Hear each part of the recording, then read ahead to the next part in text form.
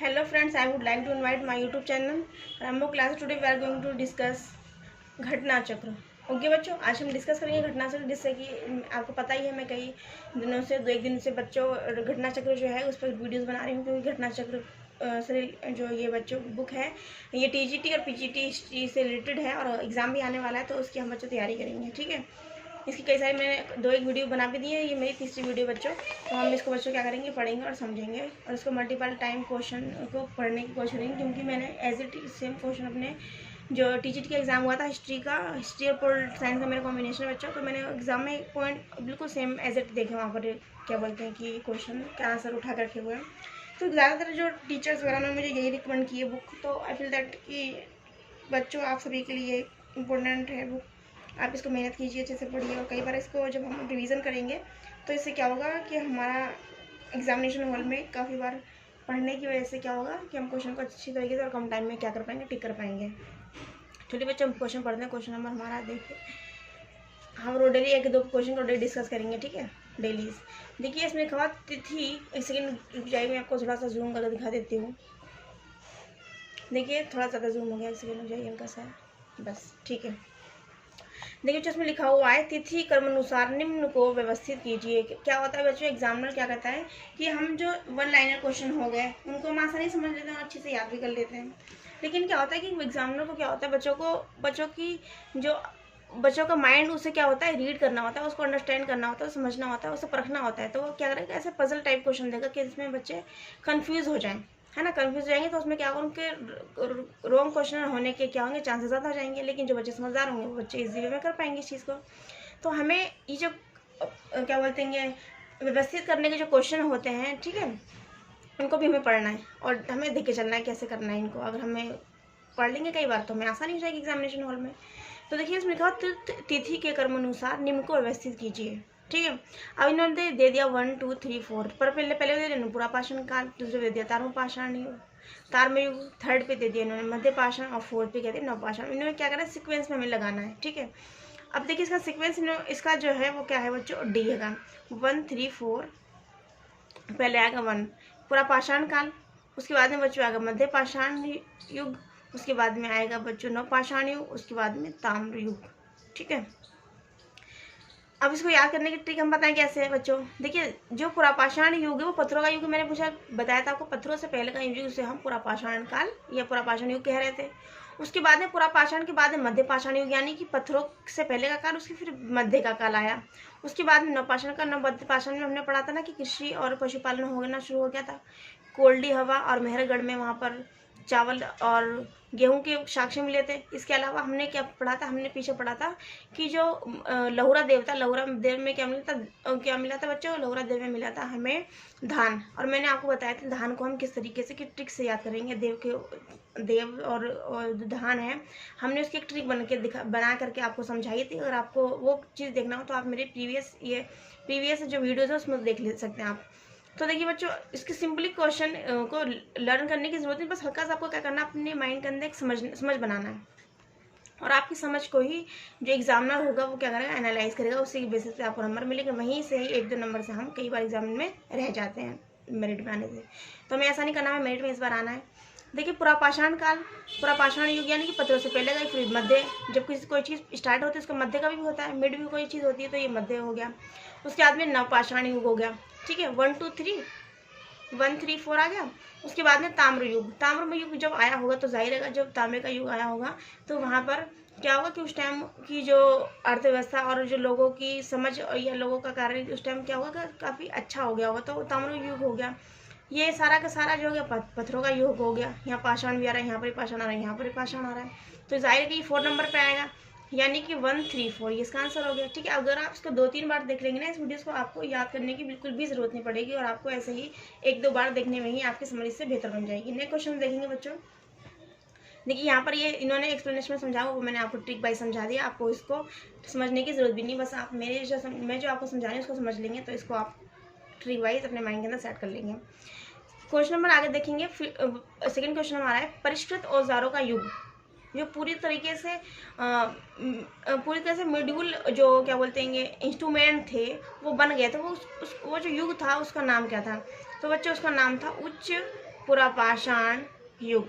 क्या था बच्चों? उच्च पुरापाषाण युग में जो औजार थे वो पूरी तरीके से कैसे थे? पूरी तरीके से अच्छे टाइप के बने हुए थे। पहले तो ये ऐसे ही अपनी जरूरत के मुताबिक बना लिया करते, लेकिन इस बार जो औजार बने हुए थे उच्च पुरापाषाण काल में वो पूरी तरीके से कैसे थे बच्चों? वो पूरी तरीके से अच्छे से बने हुए थे और उनकी शेप वगैरह भी काफी अच्छी थी। तो उसको उन्होंने बोला परिष्कृत औजार का युग, उच्च पुरापाषाण काल। अब एक्सप्लेनेशन में हुआ समझ लेंगे हम बच्चों।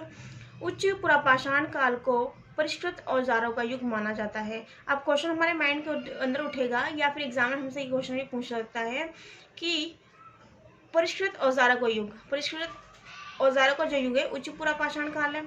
उसके बाद में देखिए विश्वव्यापी संदर्भ में इसकी दो लक्षणताएं या फिर विशेषताएं हैं। एक क्या है? नए चकमक उद्योग की स्थापना, नए चकमक उद्योग की स्थापना हुई। सेकंड है आधुनिक मानव होमो सैपियंस का उदय हुआ। अब होमो सैपियंस कौन थे बच्चों? होमो सैपियंस को आधुनिक मानव कहा गया, उनका उदय हुआ। इस काल का प्रधान पाषाण उपकरण ब्लेड है। ये जो पूरा युग जो था उच्च पुरापाषाण काल, उसमें क्या हुआ था कि जो ब्लेड होता है, जो आज के हम ब्लेड यूज करते हैं कुछ चीज काटने वगैरह के लिए, तो उस जमाने में जो ब्लेड था, जो उपकरण ब्लेड जो था, उसका क्या हुआ था, उसका उस पूरी तरह से वो निर्मित हुआ था उस टाइम पर। उस जमाने के लोगों ने ब्लेड बनाना भी शुरू कर दिया था। तो ये ब्लेड जो है ये चकमक उद्योग के अंदर आता है। आगे देखेंगे पुरापाषाण युग का प्रमुख जो औजार है वो क्या है? तो देखिए लिखा हुआ हस्तकुठार। पुरापाषाण युग का जो प्रमुख औजार जो है, जो मेन औजार जो है बच्चों क्या है?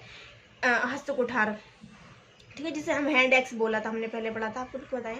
देखिए पुरापाषाण युग का प्रमुख औजार हस्तकुठार, देखिए लिखा हुआ हैंड एक्स था। ये उपकरण सबसे पहले मद्रास। अब बच्चों एक बार हम मैप में देख लेंगे, मैप यहाँ पे अगर रखा होगा तो मैप है, देखिए एक सेकेंड हम आपको दिखाते हैं मद्रास कहाँ है। मद्रास देखिए बच्चों कहाँ पर है? तो ये मद्रास जो था, पहले मद्रास जो है चेन्नई का ही पुराना नाम है, ठीक है, चेन्नई हमने पढ़ा हुआ है ये रहा, ठीक है, एक सेकेंड देख लेंगे।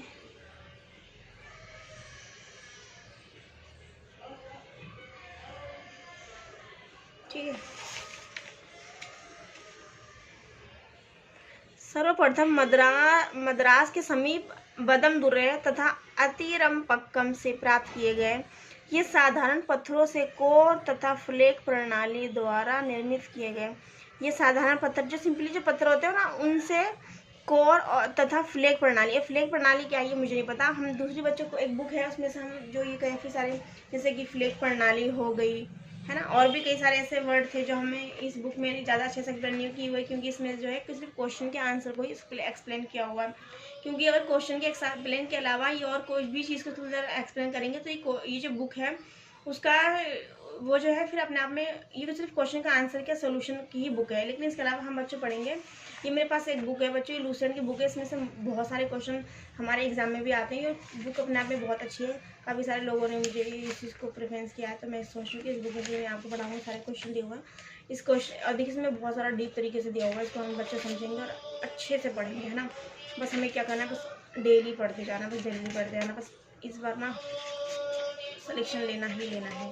देखिए इसमें जो ना कितने सारे क्वेश्चन दिए हुए हैं बच्चों, इसके अंदर जो क्वेश्चन है बच्चों, इसके अंदर क्वेश्चन दिए हुए हैं 116 बच्चों क्वेश्चन दिए हुए हैं। अगर हम क्वेश्चन को भी मल्टीपल टाइम पढ़ लेंगे ना, तो ये हमारा टॉपिक जो है सिंधु घाट, सॉरी ये जो क्या बोलते हैं प्राचीन भारत का जो इतिहास है, ये हमारा सारा कंप्लीट हो जाएगा।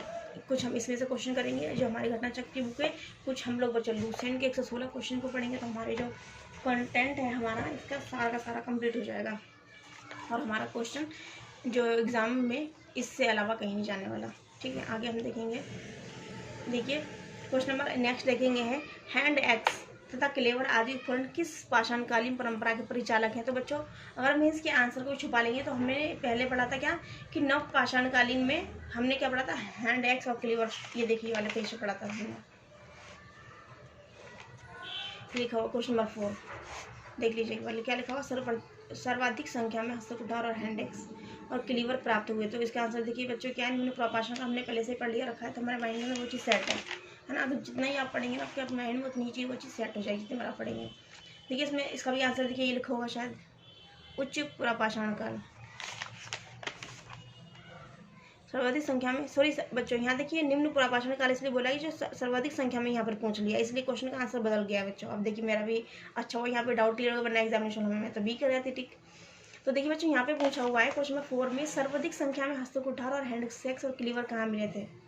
सर्वाधिक संख्या में हस्तकुठार जिसे हम हैंडेक्स बोल रहे हैं और क्लीवर कहाँ पर मिले थे, तो इन्होंने बोला इसके अंदर निम्न पुरापाषाण काल में। और इसका आंसर देखिए बच्चों क्या है, देखिए यही चीज़ क्वेश्चन ऐसे ही हम लोग कई बार क्वेश्चन को ध्यान से नहीं पढ़ते हैं और गलत आंसर कर देते हैं। अच्छा वो ये चीज़ है क्लियरिफाई हो गई। देखिए हैंडेक्स पूछा है और क्लीवर पूछा है। आदि उपकरण किस पाषाणकालीन परंपरा के परिचायक हैं।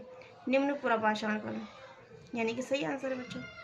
उसमें वहाँ पे सर्वाधिक पूछ लिया और यहाँ पर इन्होंने पूछ लिया किस परंपरा संबंधित है, तो निम्न पुरापाषाणकालीन जो संस्कृति थी, जो परंपरा थी उससे संबंधित थी, यानी कि मेरा क्वेश्चन सेम है। वहाँ पे सर्वाधिक पूछ लिया और यहाँ पर इन्होंने पूछ लिया परंपरा का नाम। हैंडेक्स और क्लेवर पूछा गया, तो हैंडेक्स और जो क्लेवर है वो किससे संबंधित है बच्चों, निम्न पुरापाषाण काल से संबंधित है। ये हमारा क्वेश्चन हमारे यहाँ से कम्प्लीट हो गया। आगे देखेंगे, पाषाण युगीन मानव को आग की जानकारी हुई थी। जो पाषाण युगीन जो मानव था उसको आग की जानकारी कब हुई थी बच्चों, तो बच्चों हुई थी निम्न पुरापाषाण काल में। कब बच्चों, निम्न पुरापाषाण काल में। और हमने अभी क्या पढ़ा था, निम्न पुरापाषाण काल में क्लीवर और हैंडेक्स मिले थे, है ना। अब देखिए पाषाण युगीन मानव को आग की जानकारी सबसे पहले निम्न पुरापाषाण काल में हुई थी। ठीक है, जो पत्थर के ज़माने में जो लोग थे उनको जो आग की जानकारी हुई थी सबसे पहले, तो कब हुई थी बच्चों, पुरापाषाण काल में हुई थी। ठीक है, अब इनको पाषाण युगीन मानव बोल दिया गया है। पुरापाषाण काल में पाषाण युगीन मानव को आग की खोज हुई थी। ठीक है, परंतु इस दौरान इसके उपयोग से वह परिचित नहीं था, उसका यूज़ नहीं करना आता था किस तरीके से होता। अब जैसे कि मान लीजिए हमारे पास गैस है और लाइटर है। अब हमें हमारे पास गैस है और हमारे पास लाइटर भी है, लेकिन हमें इसको लाइटर को चलाना नहीं आता, तो हम गैस से क्या जलाएंगे। उनको पता था ये आग है, लेकिन उनको जलाना नहीं आता। वो उस नॉलेज से क्या थे बच्चों, अनभिज्ञ थे, है ना। आगे देखिए, आग का उपयोग करना मानव ने सर्वप्रथम नवपाषाण काल के दौरान सीखा। देखिए बच्चों, एक तो ये हो गया कि जो आग की जो खोज हुई, आग की जो जानकारी थी वो पुरापाषाण काल में मिल गई बच्चों।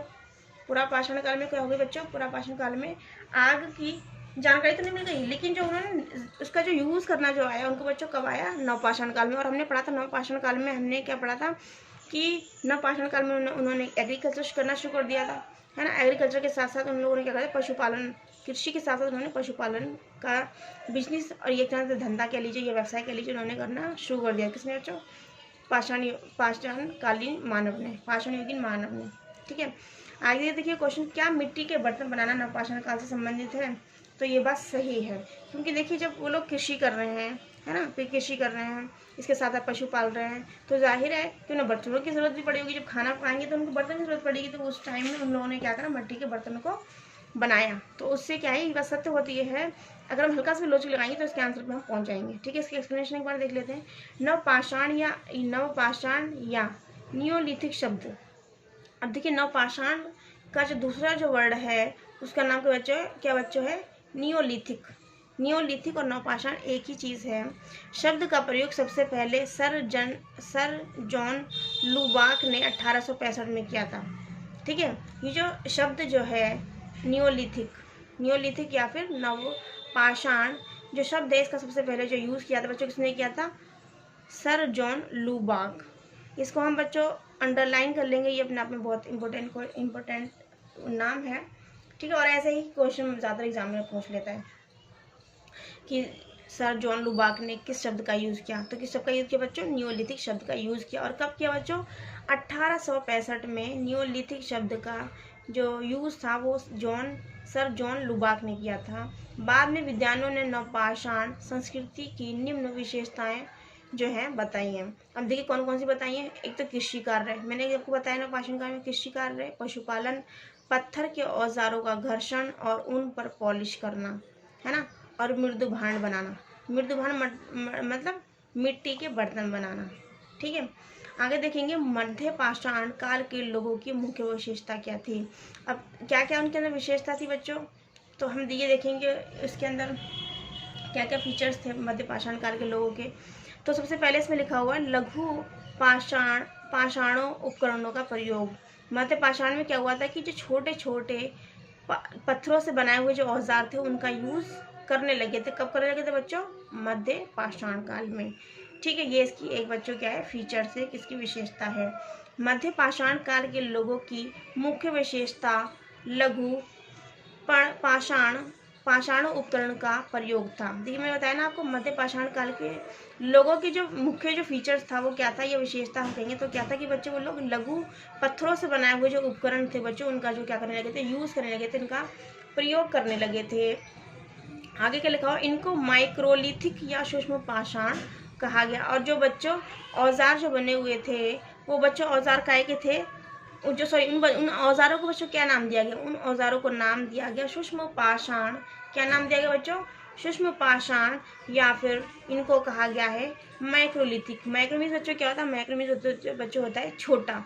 आगे देखेंगे पूर्व पाषाण युग के लोगों का प्रमुख उद्यम बिजनेस व्यवसाय क्या था।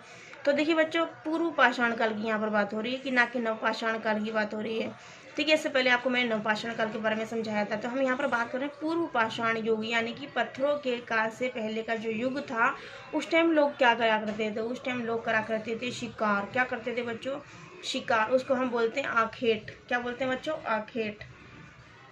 अब देखिए इनके एक्सप्लेनेशन में लिखा हो पूर्व पाषाण युग, यानी कि पत्थरों से पहले का जो युग था के लोगों का प्रमुख उद्यम शिकार था। उनका सबसे यही उनका व्यवसाय था, यही उनका कार्य था, क्योंकि जब वो अपने आप को पेट जो उनकी जो भूख थी उसको मिटाने के लिए शिकार करते थे और अपना पेट भरा करते थे। यही उनका बिजनेस था, यही उनका काम था। उस टाइम ना कोई फैक्ट्रीज थी ना कुछ थी। ठीक है, तो उनके लिए यही एक उद्यम का काम था, यही उनका एक अपना खुद का बिजनेस था, जिसको अपने पेट को ही भरना है। सबसे बड़ी बात थी उस टाइम पर। कृषि का ज्ञान न होने के कारण वह वनों से प्राप्त फल फूल आखेट में मारे हुए पशु, नदियों और झीलों से प्राप्त मछलियों पर ही निर्भर थे।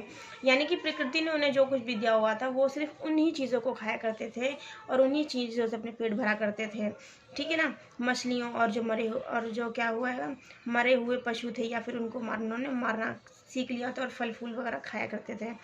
आगे देखिए नेक्स्ट क्वेश्चन देखेंगे हम। यहाँ की किसकी बात हो रही थी बच्चों, हमने ये बच्चों पढ़ा था पूर्व पाषाण युग की बात, कि वो लोग क्या खाया करते थे, शिकार करा करते थे और पशु को खाया करते थे, मार करके उनको फल फूल खाया करते थे और मछली वगैरह खाया करते थे। ठीक है, आगे देखेंगे बच्चों क्वेश्चन लिखा हुआ है प्राचीन भारत में कृषि के प्राचीनतम उल्लेख कहाँ से मिलते हैं।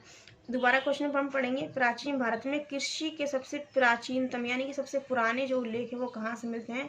तो बच्चों मिलते हैं कहाँ से, मेहरगढ़ से।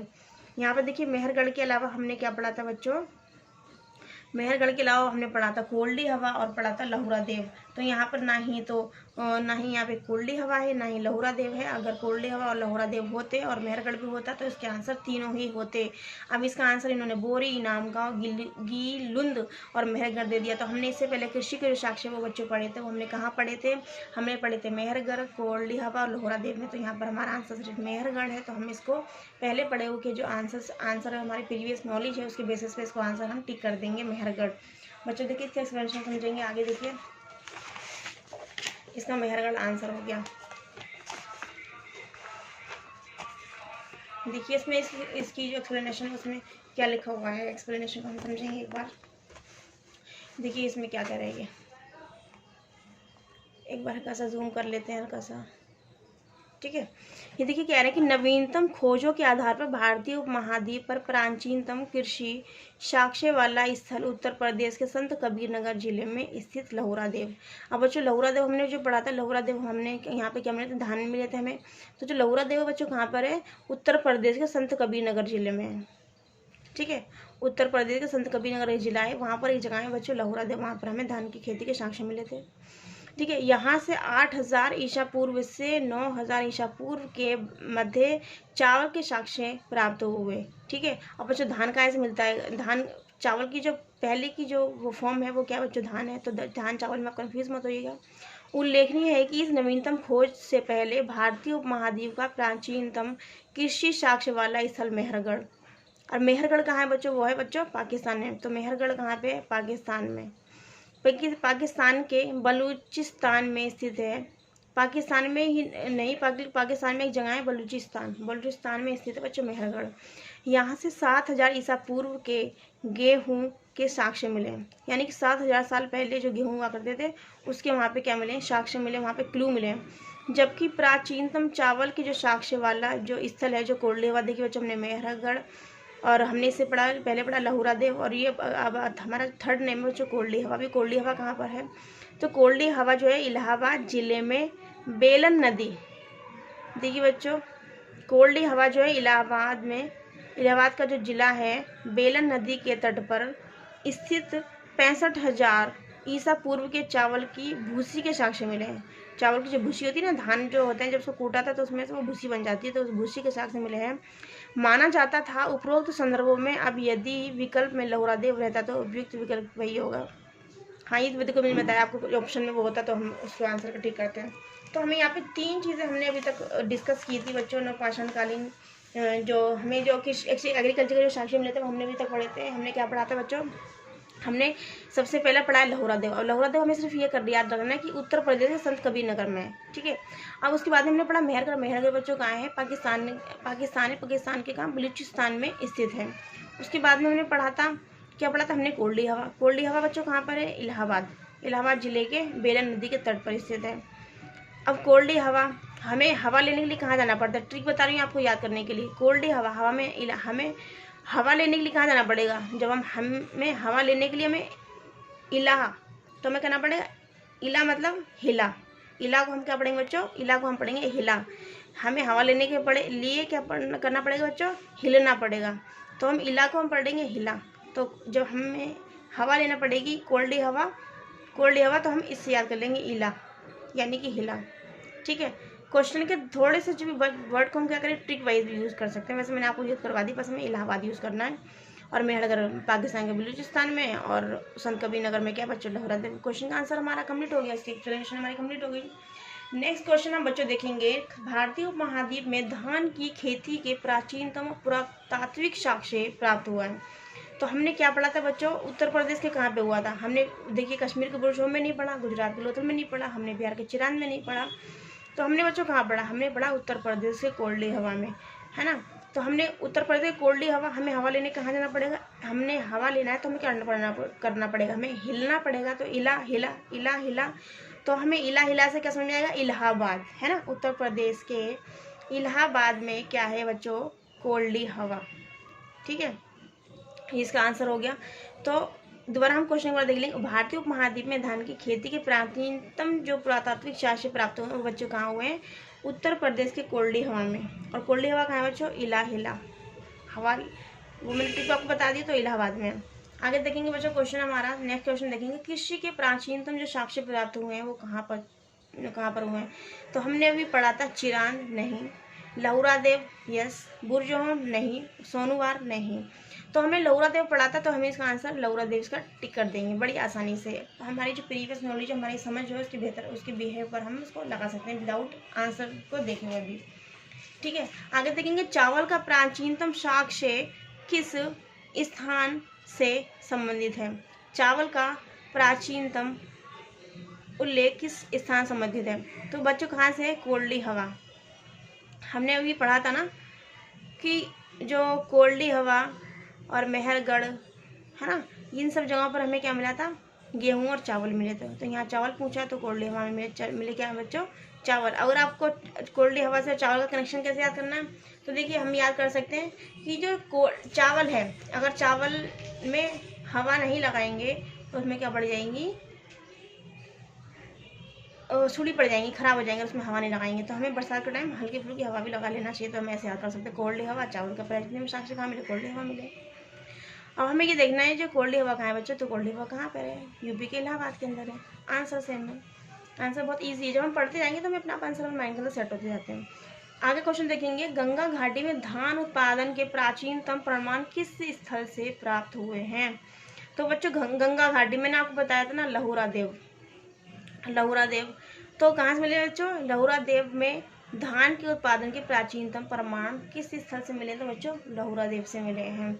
और मैंने ये पढ़ाया था गंगा घाटी के, एक गंगा नाम की लेडीज है, उसके बाल कैसे हैं, बड़े बड़े हैं, है ना। चलिए गंगा घाटी को हम लहुरा देव से, गंगा में देव को कौन रहते हैं बच्चों, देव रहते हैं, तो हम इससे हम यार आंसर ये टिक हो जाएगा बड़े ही ईजी वे में। अब हमारे थोड़े से क्वेश्चन और रहते हैं, हम इसको समझेंगे। देखिए क्या कह रहे हैं। क्वेश्चन नंबर 26 में हम देखेंगे कायथा संस्कृति के अवशेष किस राज्य में पाए जाते हैं। कौन सी संस्कृति की यहाँ बात हो रही है बच्चों, यहाँ पर बच्चों संस्कृति की बात हो रही है कायथा। कौन सी संस्कृति की बात हो रही है बच्चों, कायथा संस्कृति के अवशेष किस राज्य में पाए जाते हैं। तो देखिए बच्चों कायथा संस्कृति के अवशेष मध्य प्रदेश के नर्मदा नदी घाटी के पास पाए जाते हैं। अब आपको समझ में नहीं आ रहा होगा कि देखिए एमपी कहाँ पर है, ये देखिए मध्य प्रदेश। मध्य प्रदेश से किन किन राज्यों की सीमा बच्चों में मिलती है। तो मध्य प्रदेश में उत्तर प्रदेश, राजस्थान, गुजरात, महाराष्ट्र, छत्तीसगढ़ और झारखंड, नहीं सॉरी झारखंड नहीं, छत्तीसगढ़, बस इनकी मिलती है। देखिए दोबारा से एक बार देख लीजिए, ये क्वेश्चन भी कई बार जीके में आता है कि मध्य प्रदेश की सीमा किन किन राज्यों से मिली हुई है। तो सबसे पहला जो राज्य है हमारा उत्तर प्रदेश, दूसरा कौन सा बच्चों राजस्थान, तीसरा कौन सा बच्चों गुजरात, चौथा कौन सा बच्चों महाराष्ट्र, उसके बाद में छत्तीसगढ़। तो 1 2 3 4 5, सिर्फ 5 राज्यों से ही हमारा जो मध्य प्रदेश है वो टच होता है। ठीक है बच्चों, चलिए अब हम इसके साथ साथ मैप को इसलिए क्लियर करते जा रहे हैं क्योंकि जीके में हम कई बार कंफ्यूज हो जाते हैं, कई बार रिवीजन करने के बाद भी, इसलिए मैं आपको क्वेश्चन को साथ साथ मैप को हर बार लेके चल रही हूँ, क्योंकि हम जितनी बार इसको पढ़ेंगे उतनी बार हमारे माइंड के अंदर इमेज के साथ में सेट होता रहेगा। कायथा संस्कृति के अवशेष मध्य प्रदेश के नर्मदा नदी घाटी से मिला है। कायथा संस्कृति की खोज BS वाणकर ने की है। देखिए कायथा और BS वाणकर, तो इसको हम ट्रिक वाइज भी नहीं कर सकते, वैसे हम इसको ऐसे ही यूज कर लेंगे। हर चीज़ की ट्रिक भी नहीं हम बना पाते हैं, और हर चीज़ का ट्रिक कई बार ऐसा होता है ट्रिक अगर हम बोल गए तो क्वेश्चन का हमारा सत्यानाश भी हो सकता है। तो हम ट्रिक पर नहीं, बल्कि कई बार हम जब समझेंगे और पढ़ेंगे तो हमारे अपने आप आंसर अपने आप हमारे माइंड के अंदर सेट होते रहेंगे, अपने आप क्वेश्चन का आंसर हम लगाते चले जाएंगे कई बार पढ़ने से। तो कायथा संस्कृति की जो खोज की थी बच्चों की थी VS वाणकर ने की थी। कायथा संस्कृति जो है एक ताम्र पाषाणिक संस्कृति है, यानी उस टाइम पर तांबे की अच्छी तरह खोज हो गई थी, तांबे का काफ़ी प्रचलन था उस टाइम पर, तो इसलिए उस टाइम की जो संस्कृति थी कायथा संस्कृति जो है, तो वो जो है उस कायथा संस्कृति को इन्होंने ताम्रपाषाणिक संस्कृति भी कहा है। इसका विकास उज्जैन के निकट छोटी काली सिंध नदी के किनारे हुआ था। कायथा संस्कृति का काल 2450 से लेके 1700 ईस्वी तक निर्धारित किया गया। 2450 से 1700 ईस्वी तक निर्धारित किया गया कायथा संस्कृति का बच्चों काल। और कायथा संस्कृति जो है बच्चों एक ताम्रपाषाणिक संस्कृति है। ठीक है, अब अन्य जो फैक्ट है उसको हम समझेंगे। महाराष्ट्र के अन्य हिस्सों से ताम्रपाषाण युगीन जीवन यापन साक्ष्य मिले हैं, क्योंकि महाराष्ट्र अपने आप में एक काफ़ी बड़ा एरिया है, तो इसलिए वहाँ पर से बड़े एरिया बड़ा क्षेत्रफल होने की वजह से पाषाण युगीन कई सारे जीवन यापन करने वाले जो लोग थे उनके वहाँ पर क्लू मिले हैं, उनके साक्ष्य मिले हैं। यहाँ के महत्वपूर्ण जो स्थल हैं वो है बच्चों अहमदनगर जिले के जोरवे, ठीक है, और नेवासा और दैमाबाद तो बहुत ही ज़्यादा फेमस है। और पुणे ज़िले में चंदौली, सोनगांव, इनामगांव, प्रकाश और नासिक तो बहुत फेमस नाम है। ठीक है, लेकिन नासिक जो है बच्चों ये मुंबई के अंदर है। देखिए मैं आपको दिखा देती हूँ एक बार नासिक, वेयर इज नासिक। देखिए देखिए ये शिरडी है ना, शिरडी सिलवासा के जस्ट पास है नासिक, और ये रहा शिरडी। ठीक है, तो नासिक बच्चों कहाँ पर है, MP में, और यहाँ पर हम बच्चे बात कर रहे थे MP की। तो MP में जो बच्चों जौन सी जगह है मैं आपको एक बार दिखा देती हूँ। अहमदनगर जो जिला है बच्चों, बस आपको आप ऐसे ही याद कर लीजिएगा, ज़रूरी नहीं है कि ये जो ज़िले हैं आपको वो इसमें से बस आपको वो नहीं आते आपको मैप में कि भाई आप कितने जौन से जिला किसी ज़िले से टच है। सिर्फ इसमें से क्या पूछे जाते हैं बच्चों, राज्य पूछे जाते हैं। ठीक है, स्टेट पूछे जाते हैं, ना कि डिस्ट्रिक्ट पूछे जाते हैं। ठीक है बच्चों, आगे देखेंगे। दक्षिण पूर्व राजस्थान की ताम्रपाषाणिक संस्कृति को बनारस नदी के नाम पर बनारस संस्कृति की संज्ञा दी गई। देख लीजिए बच्चों, दक्षिण और पूर्व राजस्थान, दक्षिण और पूर्व, देखिए बच्चों ये जो राजस्थान है इसका जो ये वाला एरिया है, यानी कि दक्षिण एरिया, और किसकी बात कर रहे हैं यहाँ पर, और पूर्व। यानी कि पूर्व एरिया और जो दक्षिण का जो एरिया है, इन दोनों के बिहेव पर ही राजस्थान की संस्कृति को बनारस नदी के नाम पर बनारस संस्कृति की संज्ञा दी गई।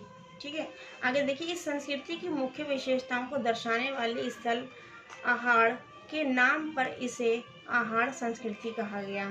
अब देखिए, इसे आहाड़ संस्कृति क्यों कहा गया बच्चों? अभी हमारा ये क्वेश्चन कहाँ से हमारे पास आ गया कि इस संस्कृति की जो मुख्य जो फीचर्स जो हैं वो क्या दर्शाते हैं, जो दर्शाने वाले स्थल आहाड़ के नाम से ही, जो वहाँ आहाड़ नाम की जो जगह है वहाँ पर इस संस्कृति से रिलेटेड बहुत सारी चीज़ें मिली, तो उसको बच्चों क्या कर दिया गया है, उस जगह का जो नाम था उससे ही रिलेटेड उसकी संस्कृति का नाम रख दिया गया।